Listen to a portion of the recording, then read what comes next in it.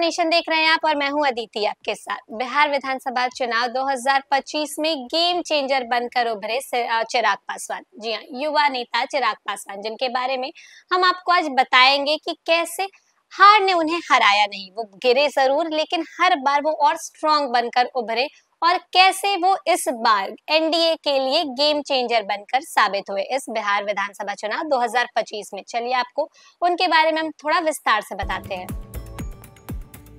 कल्पना कीजिए, एक युवा नेता जो अपने पिता की मौत के बाद सब कुछ खो देता है, पार्टी, साथी, यहाँ तक कि नाम और चुनाव चिन्ह भी, लेकिन वह हार नहीं मानता बल्कि और मजबूत होकर वापस आता है।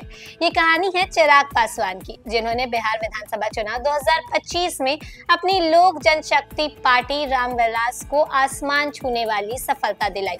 एनडीए के कुल 202 सीटें जीती, जिसमें भाजपा को 89 और जेडीयू को 85 मिली, लेकिन सबसे ज्यादा तालियां चिराग की पार्टी को मिली। 2020 में सिर्फ एक सीट जीतने वाली पार्टी 2025 में 28 में से 19 सीटें जीतकर रिकॉर्ड बनाती है। स्ट्राइक रेट के मामले में तो चिराग ने सबको पछाड़ दिया। ये सिर्फ चुनावी जीत नहीं, बल्कि एक इंसान के जज्बे, मेहनत और कभी न झुकने वाली हिम्मत की जीत है। एक ऐसी कहानी जो हार से शुरू होकर कामयाबी के शिखर पर पहुंची। ये सब शुरू हुआ 28 नवंबर 2000 को, जब दलितों के मसीहा कहे जाने वाले रामविलास पासवान ने लोक जनशक्ति पार्टी बनाई।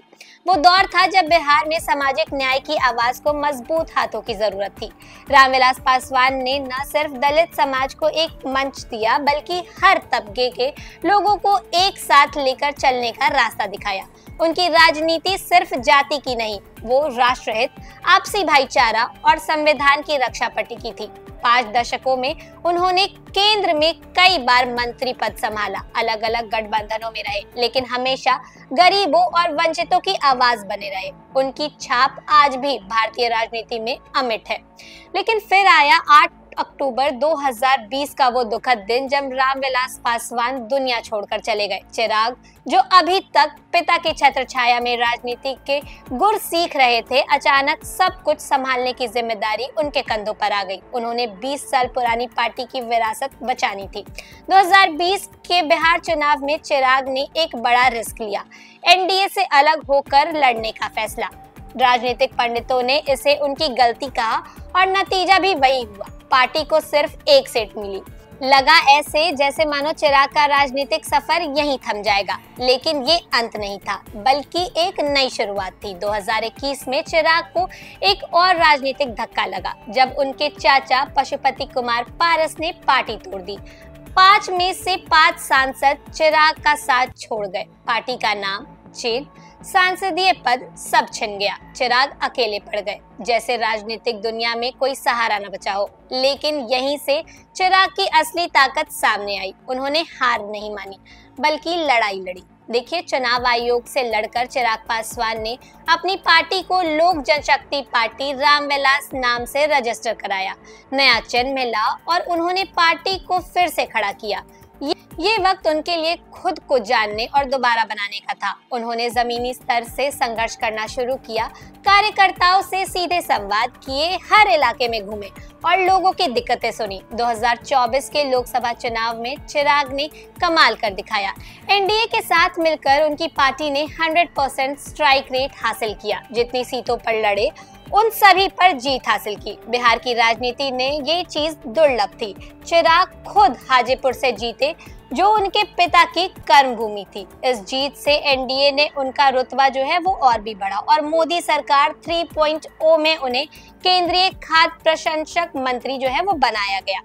बिहार विधानसभा चुनाव में चिराग ने इतिहास लिख दिया। एनडीए की 202 सीटों में उनकी पार्टी ने 19 सीटें जीती और गठबंधन की तीसरी सबसे बड़ी ताकत बनी। इस चुनाव में एलजेपी का स्ट्राइक रेट लगभग 70% रहा, जो भाजपा और जेडीयू से भी बेहतर है। चिराग की कामयाबी कोई संयोग नहीं, उनकी समझ और दूरदृष्टि का नतीजा है। राजनीतिक परिपक्वता का उदाहरण पेश करते हुए चिराग ने 3 चीजों का खास ध्यान रखा। पहला, 2020 की गलती से सीखकर उन्होंने एनडीए में रहकर पार्टी को मजबूत किया। समझा कि अकेले से बेहतर है मजबूत साथियों के साथ चलना। दूसरा, चिराग ने कार्यकर्ताओं से सीधा संवाद स्थापित किया। उन्होंने हर इलाके का दौरा किया और लोगों के बीच जाकर उनकी परेशानियों को समझा। और तीसरा, पार्टी का नाम में रामविलास जोड़कर उन्होंने पिता की याद और मूल्यों का हमेशा जिंदा रखा।